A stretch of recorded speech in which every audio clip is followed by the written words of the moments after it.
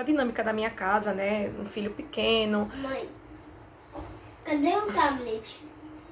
Meu filho, veja se tá carregando ali. Cuidado quando for tirar da tomada, tá? Enfim, desculpa. E essa é a minha rotina, né? Eu tenho trabalhado com o serviço de aulas remoto, né? Então, eu tenho gravado aulas tanto em EAD como estilo remoto. Estilo remoto, a aula ela acontece online e os alunos interagem e eu consigo dar aulas de uma forma mais dinâmica. Já no estilo EAD, eu não consigo, né, ter essa interação com os alunos, a aula é gravada, enfim. E é um desafio para mim porque eu não tive nenhum tipo de capacitação, né, nessas novas modalidades e é um serviço novo para mim. Então eu tive que comprar um celular novo, tive que comprar um computador novo, me apertei financeiramente, minha conta de luz aumentou, porque a empresa agora está dentro da minha casa, né? A minha rotina na pandemia não mudou muito, porque eu sempre fiquei mais reclusa mesmo devido à depressão. Então, pra mim é até difícil ir pra rua. Porém, como agora eu vou trabalhar, então vai ser algo que vai ser bom pra mim, que vai me tirar de dentro de casa, de dentro desse ciclo vicioso.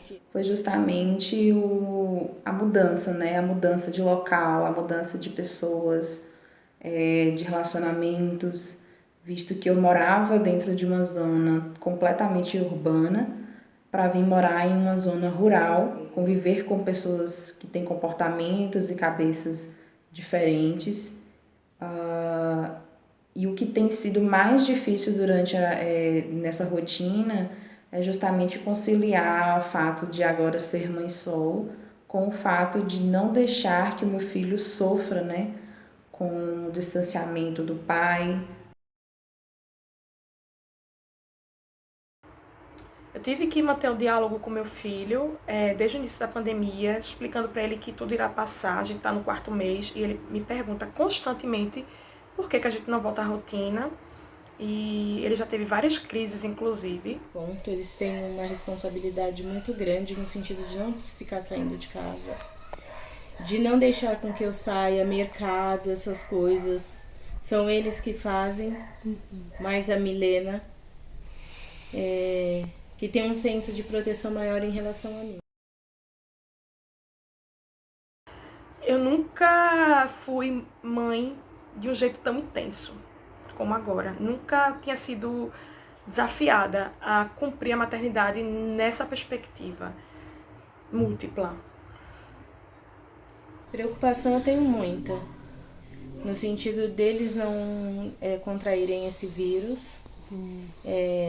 Essa é a minha maior preocupação.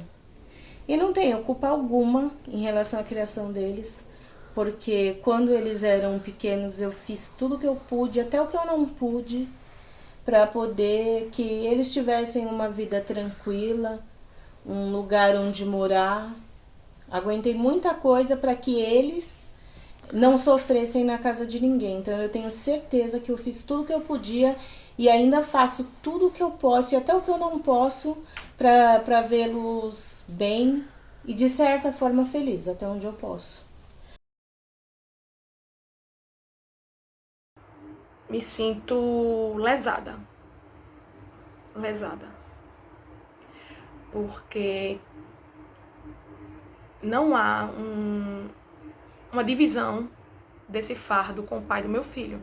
Tem sido bastante difíceis, né? Visto que eu também morava em um apartamento super pequeno, onde eu conseguia manter a organização diária e de repente eu moro numa casa que é 3 vezes maior, com quintal e atividades rurais que são totalmente estranhas. Com relação a cuidar da casa, eu me desprendi. Também não faço questão mais de ficar alisando toda hora.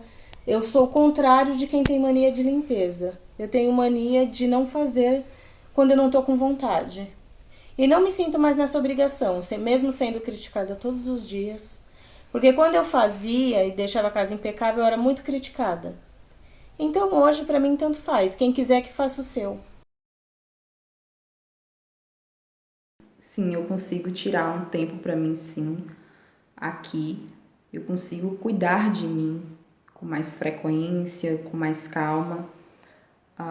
Até porque eu tenho, sim, uma rede de apoio, diferente do que eu vivi durante os 2 últimos anos, né, do meu filho, onde eu vivia basicamente isolada, só com o pai dele, não tinha muita rede de apoio. A minha rede de apoio, ela é muito complexa, né? Muito complexa porque eu tenho uma mãe de 74 anos, eu sou filha única dela, e a minha mãe, ela tem câncer, ela é hipertensa, ela é diabética, ela tem mieloma múltiplo, ela é aposentada e ela mora na cidade distante de mim. E meu pai trabalha, né? Ele tem um pouco mais de 60 anos e trabalha. Então, eu não tenho tido um apoio como poderia ter para dar conta. E tem uma pessoa que vem aqui, passa metade da semana, né? Que ela sempre trabalhou aqui na minha casa, o nome dela é Sandra. Essa funcionária, ela ficava aqui, é uma pessoa maravilhosa que fica aqui enquanto eu trabalho fora. E agora, durante a pandemia, ela me ajuda com a alimentação, a questão de fazer comida, né, de fazer a faxina geral na casa.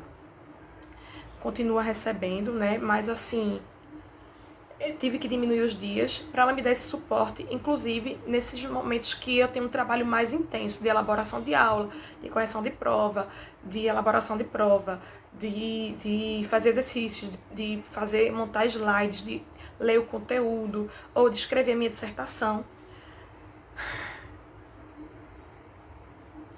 Eu acabo perdendo a paciência com meu filho. Licença. Raul, por favor, não grita. Primeiramente que a gente tenha, né, uma vacina para poder acabar de vez com essa pandemia.